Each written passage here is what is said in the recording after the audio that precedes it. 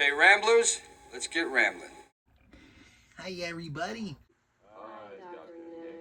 Some Dumb Guy returns with another episode of Some Dumb Buys, my frequent, semi-frequent, whatever you want to call it, series celebrating the buying, the owning, the collecting, ultimately the watching of physical media in all its glory. Because we refuse to let streaming run our lives. We refuse to let streaming dictate what we can watch, when we can watch it, how we can watch it, in what form we can watch it. And we refuse to pay for this service, that service, this service, that service, that service, that service, that service, that service, chasing after our favorite views. Got some packages. I got a few from Amazon, and I got one, if time permits, from Deep Discount. Guy here, spoiler, is not full. There was other stuff in here that's already been removed, so don't panic. It's going to be a huge unboxing video. That's to come. That's the one down here. Because they're always then.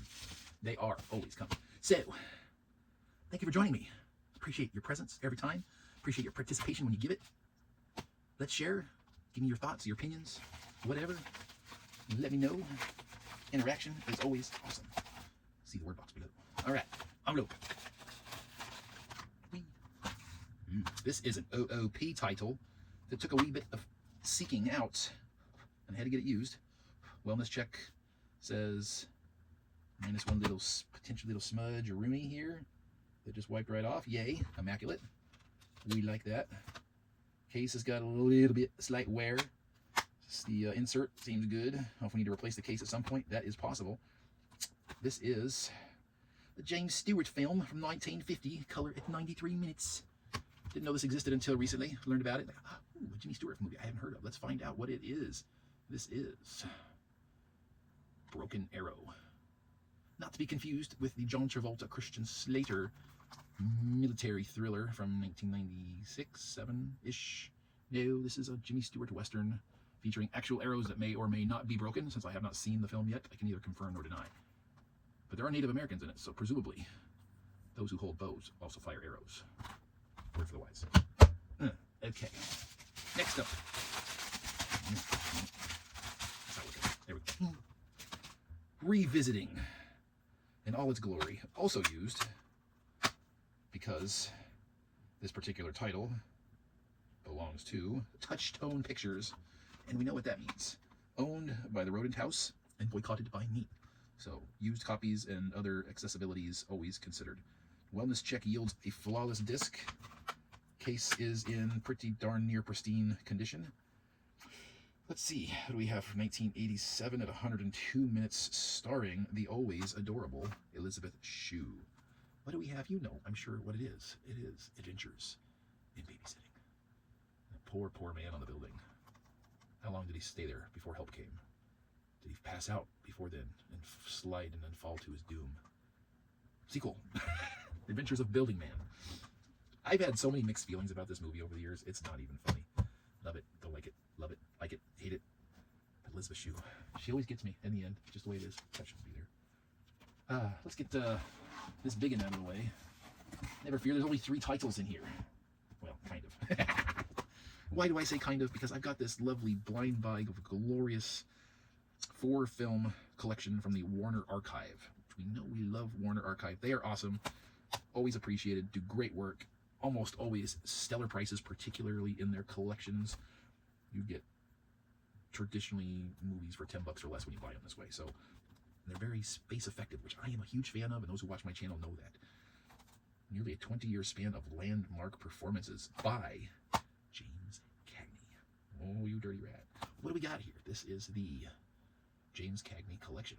And this beautiful spine art that they do and their simplicity. All of their collections like this, they all go together. I think they could actually do a little bit better, not with the design of this, but the way it's fit. Because this is just me, but 4-film collection, James Cagney. I would rather be James Cagney 4-film collection. I'm just saying, when I'm got these all lined up on the shelf and you're looking down there, I would rather see whose name it is belonging to the collection first and foremost for easier identification. But we have, let's see if we can make sense of this. Angels with Dirty Faces. And James Cagney, Pat O'Brien. The Dead End Kids, Humphrey Bogart. I don't know what that means. Underneath here, you see this? James Cagney, O'Brien, and then underneath here it says The Dead End Kids and Humphrey Bogart. And I don't know what that's all about. They don't break down individual years or runtimes quite so simply on these, unfortunately. Angels with Dirty Faces looks to be from 1938. Black and white, 97 minutes. Next up, we have White Heat with James Cagney and Virginia Mayo. They're not even in the same order on the back. White Heat is from 1949. It's color, 113 minutes. We have Yankee Doodle Dandy starring James Cagney and based on the play of George M. Cohan. If I'm reading that right, it's a very small print. Yankee Doodle Dandy from 1942. Black and white at 125 minutes. And then lastly, we have The Public Enemy, James Cagney, Jean Harlow, who I'm not really a fan of, Edward Woods, and Joan Blondell. Public Enemy is from 1931, black and white at 84 minutes. It's the shortest film in the collection. I have no James Cagney experience, but now I have, I think, 5 of his films, so I have an opportunity now to explore. Have you seen any of those? Thoughts, opinions, whatever, doing the drill. Well, for a brand new release, this slipcover could be happier. That's what I'm saying. I'm happy to have a slipcover. This is my very first Warner Archive collection release in 4K. I think they've just recently began to transition to that. This already has a Blu-ray from the same Warner Archive, which I almost bought. Then I learned this one, like, oh wait, hold up the train, because this comes with a Blu-ray already anyway. Ooh, okay, what do we have here? 1957, 83 minutes in color, Hammer horror film, which I've still not watched any. This is The Curse of Frankenstein. Yeah, Peter Cushing, Christopher Lee. Wait, ooh, that's kind of cool. A cinema sensation, The Curse of Frankenstein single-handedly revived the horror genre and brought Hammer films to the attention of a worldwide audience eager for more. Overnight, Peter Cushing became world famous as the maniacal surgeon intent on creating life from death, and Christopher Lee's portrayal of the creature will be the only one ever powerful enough to rival Karloff's. Dun, dun, dun. Who is this beautiful woman I'm seeing on the back here? I just want to know. I don't see a cast list, and that is unfortunate because, you know, she looks rather fetching, I think. If we focus in well enough on that to see. Let's see. Maybe. Oh, yeah. All right. Yeah, moving on. Last in the box. I'm just going to toss the box. The sugar's right there. Ooh. Aha. Focus. I mean, not to focus. Okay. Focus. Here I am. This promises to be interestingly fun, I think. This is a DVD. Yes, I got a DVD. Had to. No choice. This is a 4-film collection. Many people are misinformed, and I once was too, and now I'm going to rectify that and actually experience it. Check this out. What is this? This is the Wizard of Oz collection for silent classics. That's right, the 1939 Judy Garland film was not the original adaptation for Wizard of Oz, or Oz in general. Because we have, from 1914 at 65 minutes, The Patchwork Girl of Oz. Also from 1914 at 59 minutes, we have His Majesty, the Scarecrow of Oz. We have from, 1914, at a brief 38 minutes, The Magic Cloak of Oz. And lastly, at 1925, beating by 14 years, 96 minutes, The Wizard of Oz. This, I believe, is the original adaptation. And interestingly, these all appear to be, at least from these 2 images, to be colorized. Are they all? I don't know without reading more detail. Author L. Frank Baum's death in 1919, so he oversaw, or at least lived to see some of these. The publication of the last Oz book in 1920. L. Frank Baum Jr. sought to keep the series alive by teaming with comedian-director Larry Seaman and newcomer Oliver Hardy. Hey, the result was the 1925 remake of The Wizard of Oz, which focuses on comedy rather than fantasy. 1925 remake. Apparently, I have another older Wizard of Oz to seek out. Interesting. While different in tone than the Oz movies of a decade later, the 1925 Wizard of Oz reinvents the story of Dorothy, the Scarecrow, the Tin Woodsman in a slapstick and humorous light. Interesting for being silent, right? 1914, L. Frank Baum, author of the original 15 Wizard of Oz books written between 1900 and 1920, formed the Oz Film Manufacturing Company to produce live-action motion pictures based on his beloved fantasies. See, how cool is that? The original author is the one setting all this up. With striking visual effects, including ingeniously charming life-size creature puppets, underwater voyages, and flights into the air, the Baum Oz films are filled with a bizarre whimsy reminiscent of Lewis Carroll and an audacious fantasy spectacle all their own. Must seek out now and try to locate, if physically available, the original Wizard of Oz film. I must. I am curious. Well, my box. I mustn't scare the kitty. Shall we do a little deep discount? Popcorn! It's almost like a pop-up book. There's a few in here. 3, I think. All right, fine, be that way. Let's see. Ooh, this this was an interesting experiment on my part.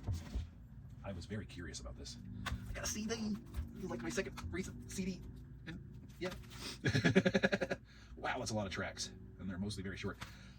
I was doing a little search for something that's going to be coming up in an unboxing video next week. See, today is Saturday the 28th for me. So what I'm talking about might already have been posted and aired before this, because that's more time sensitive than what we're doing here.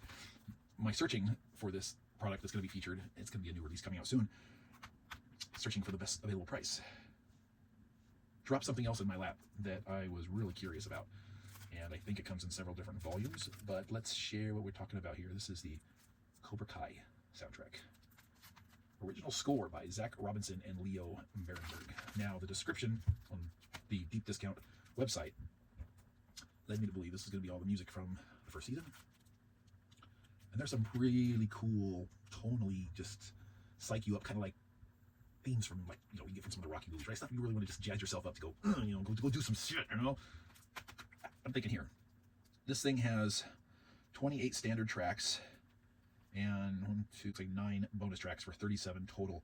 It's only a 55-minute, 9-second long album for all that. So again, none of these tracks is much more than 2 minutes. Some of them aren't even 1 minute long. That'll be interesting to check out, but I'm very curious about that. I don't remember it being expensive. Of course, I've already seen the price on the screen. I thought it was worthwhile to check out. We shall see if it's fun. Okay. I think there's a better version of this available. Next one, but I haven't run into it. I need to look at it. This one was good and cheap. Not a blind buy. 1989 color, 97 minutes. The one that I think started it all, if memory serves. For the man Van Damme, if your enemy refuses to be humbled, destroy him. And destroy he does. We have the Blu-ray of Kickboxer.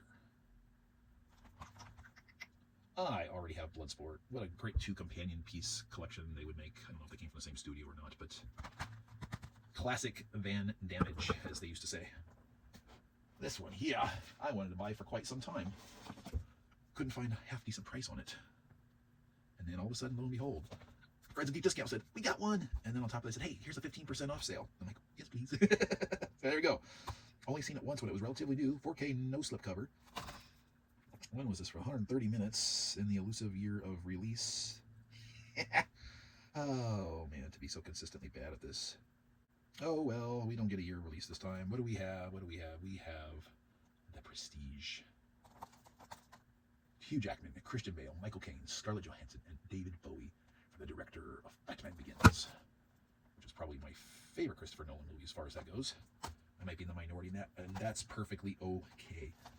YouTuber Mahler praises the hell out of this movie as like his creme de la creme favorite film, and I remember liking it okay when I first saw it, but it didn't really grab me, so I hear the man talk about it so often. I'm like, you know what, I really need to just revisit this one to get a fresh perspective on it. Stay put. Okay. What we got here? Vintage. Oh yes. Oh yes. Blind buy from 1938, black and white at 55 minutes. A Blu-ray starring, in reverse order, Max Terhune, Ray Corrigan, and John Wayne as the 3 musketeers, not musketeers.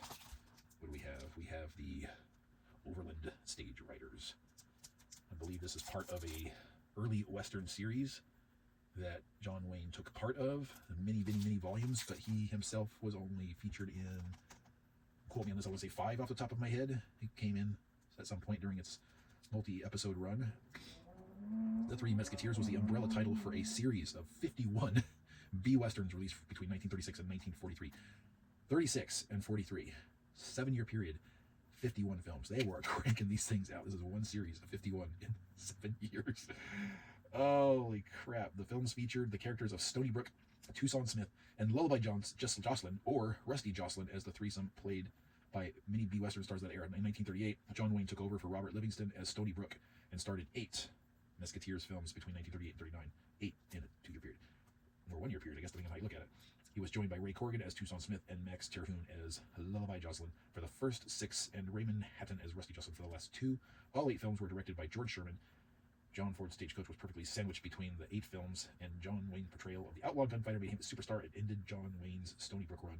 Livingston was rehired as Brooke and went on to make 14 more. So, decisions to make. Do I want to get... I'm going for a full John Wayne filmography. Do I want to get John Wayne's 9 titles, or do I want to try to go for all 51 of the 3 Musketeers? I don't know. That's the Mohicans. We're running long. Another and last Warner Archive Collection title. This, I'm guessing, is an older one because it doesn't use the exact same Warner Archive logo on the cover.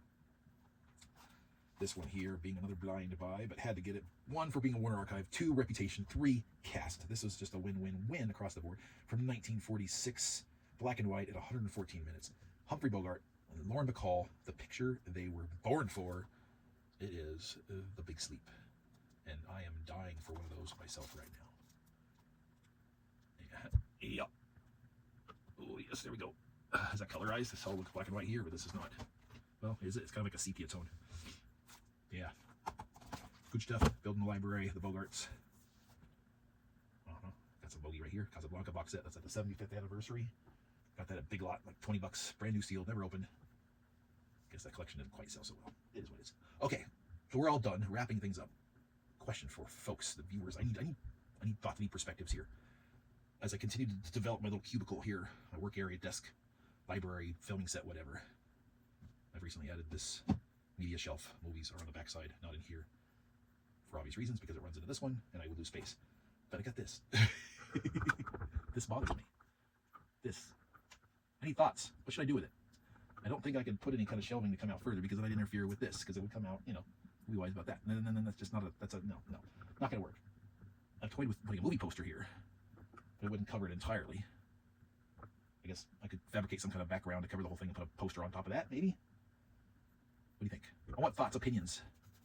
Viewers' participation, please. I need inspiration. Is there anything you can think of that would be suitable window dressing for the spot? I've actually, I mean, you can't quite see it. Depends on how I have my camera angled, but I've got thoughts about this little panel right here. Something that's toying away in my brain is kind of a the ultimate of guilty pleasures. Without going into detail, think accoutrement, set dressings as they are for the channel, but not exclusive to the channel. This is something I've been thinking about buying long before I even considered starting anything on YouTube. This would have been something I want and would love to display just for me. And it's a hefty investment if I do it. In the meantime, share me your thoughts. What do you think? Thoughts here, my pickups.